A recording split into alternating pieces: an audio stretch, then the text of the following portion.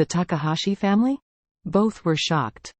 Isik blurted out, "Master, is the Takahashi family going to attack you?" Charlie nodded. "They want to follow me first, and then find a suitable opportunity to kill me." Isik gritted his teeth and cursed. Takahashi family is just as powerful as the East Cliff GU family at best, so they have such courage. Charlie smiled and said, "People are still very strong, at least in this 3-acre land in Tokyo."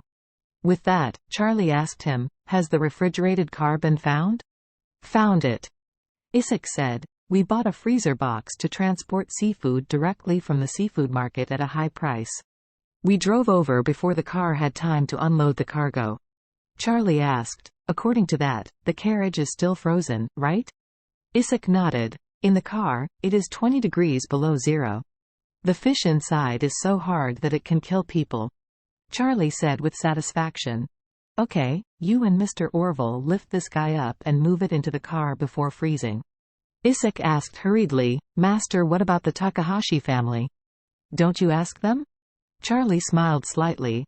"The Takahashi family sent a total of 4 ninjas, 1 dead, and 3 more. When the 4 brothers have gathered in the freezer, they will be sent to Maki Takahashi at once. I will give him a big gift. The frozen container truck has a quick freezing function. When the power is fully turned on, the body of Tenglin Qingtian can be frozen into a pile of ice in 10 minutes. Before a few people put Tenglin Qingtian on the freezer container, Charlie took off the cowhide cover that stored the shuriken from him, planning to use it for others. Afterwards, Charlie told Isaac's subordinate who drove, "You first drive the car to a hidden place and park it properly. Remember not to cut off the oil and power of the refrigerated truck. Make sure that the container keeps cooling.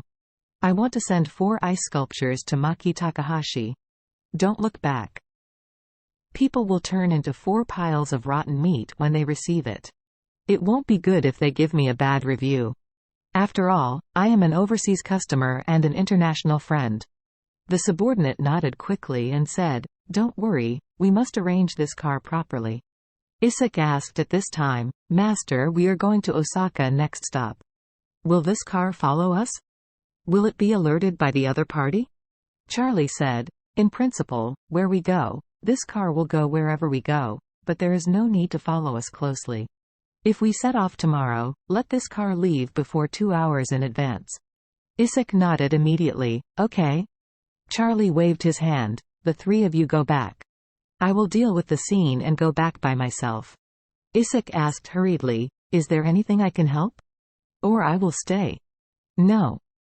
Charlie said lightly, "I will go back after I finish handling it. This will also prevent the group of people from seeing the clues." Seeing this, Isik nodded and said, "Master, since this is the case, then I and Mr. Orville will go back first." After Isik and Mr. Orville left, Charlie dealt with some traces in the park. He found all the 6-handed swords in Tenglin Qingtian. He did not discard the 6-handed swords, but put them all back in the cowhide case and kept them next to him. Afterwards, the bloodstains on the ground were also cleaned up by him, leaving no traces. After doing all this, he was alone, walking back to the hotel leisurely. The 2 juniors of Tenglin were watching around the hotel lobby.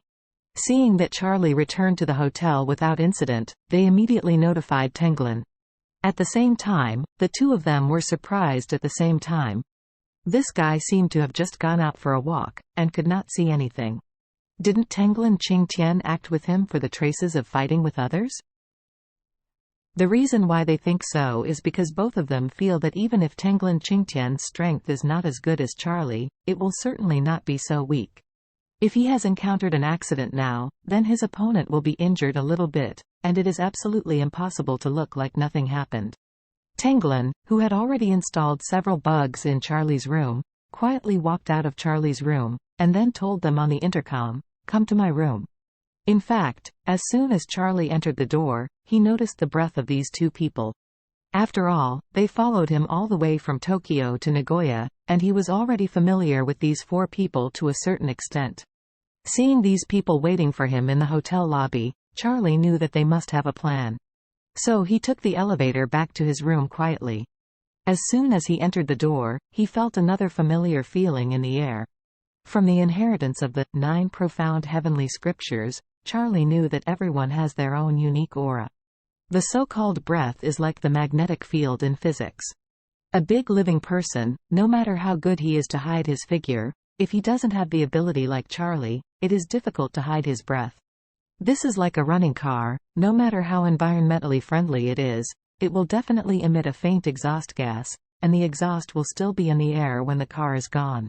However, the smell of exhaust gas can be detected by anyone with a keen sense of smell. However, the faint breath of a person is easy to dissipate, and unless the sense organs are extremely sensitive, it is impossible to detect it. Tanglin thought he was hiding well, but he didn't expect that Charlie would have noticed the traces he left as soon as he entered the room. So Charlie calmly looked around in the room and found several wireless bugs hidden on the back of the furniture, the bottom of the sofa, and the ceiling. Seeing this, Charlie couldn't help but sneer.